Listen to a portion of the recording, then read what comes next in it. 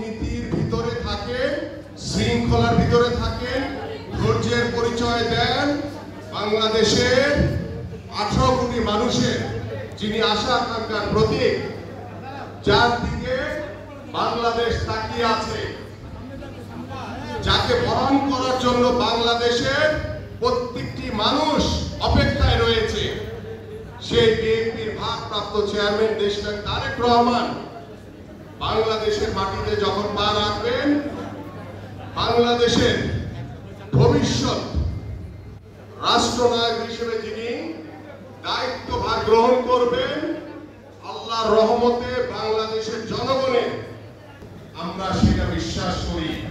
জনগণ সিদ্ধান্ত নিবে, জনগণ কি করবে। সেই জনগণকে যদি জাতীয়তাবাদী দলের পাশে থাকতে চান, জনগণের ভালোবাসা নিতে চান, তাহলে জনগণের ভাষা বুঝেন।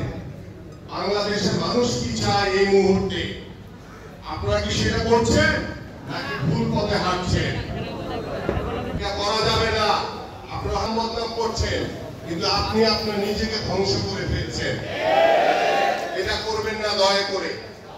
এবং আমরা চাই যে বাংলাদেশে যে অন্তর্বর্তীকালীন সরকার দায়িত্বভার গ্রহণ করেছে, তাদেরকে যৌক্তিক একটা আশা করি বাংলাদেশের মানুষের যে প্রত্যাশা একটি অবাধ সুষ্ঠু নির্বাচন, সেই নির্বাচনের মাধ্যমে জনগণের সরকার প্রতিষ্ঠা হবে।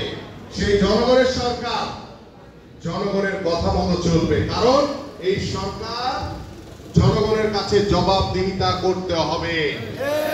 কারণ আমরা ওই স্বৈরাচার শেখ হাসিনা গত 17 বছর যে ভুল করেছে, যে নির্যাতন, যে নিপীড়ন চালিয়েছে বাংলাদেশের মানুষের উপরে, আমরা সেই ভুল করতে চাই না, আমরা সেই ভুল করব না। এই জন্য আপনাদের সকলকে ঐক্যবদ্ধ থাকতে হবে, ন্যায়ের পথে থাকতে হবে, সততার পথে থাকতে হবে।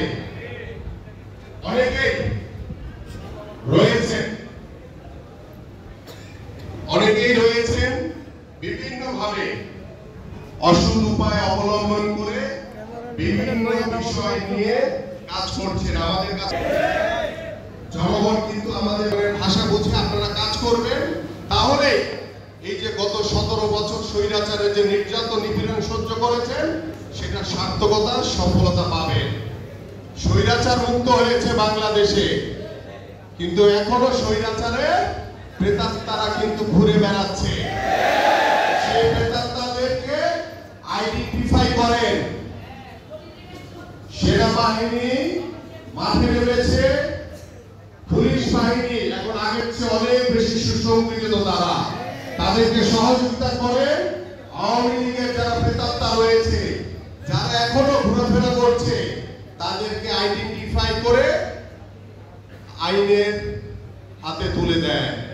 নিজে আইন হাতে নেবেন না, কারণ যারা অন্যায় করেছে, যারা ষড়যন্ত্র করেছে, যারা স্বৈরাচারী ভূমিকায় ছিল, তাদের বাংলাদেশে কোনো স্থান নাই।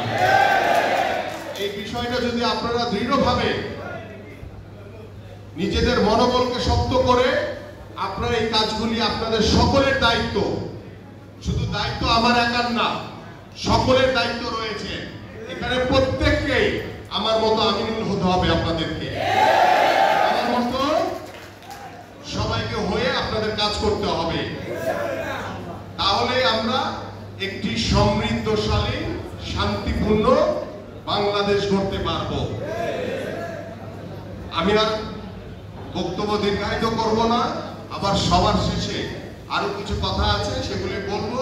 সেই পর্যন্ত আপনারা অপেক্ষা করবেন এবং কেউ কোনো কথা বলবেন না দয়া করে। আমাদের এখানে মহানগরের নেতৃবৃন্দ আছে, তারা বক্তব্য দিবে একে একে।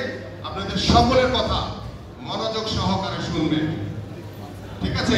আরেকটি বিষয় আছে, সেটি আমার হাতে একটি কাগজ আছে, সেই বিষয়টি আমি সবার লাস্টে আবার আপনাদের সামনে উপস্থাপন করব। সবাইকে ধন্যবাদ। বাংলাদেশ জিন্দাবাদ, বাংলাদেশ জাতীয়তাবাদী দল বিএনপি জিন্দাবাদ। সবাই বসেন, এখন বক্তব্য শুরু হবে।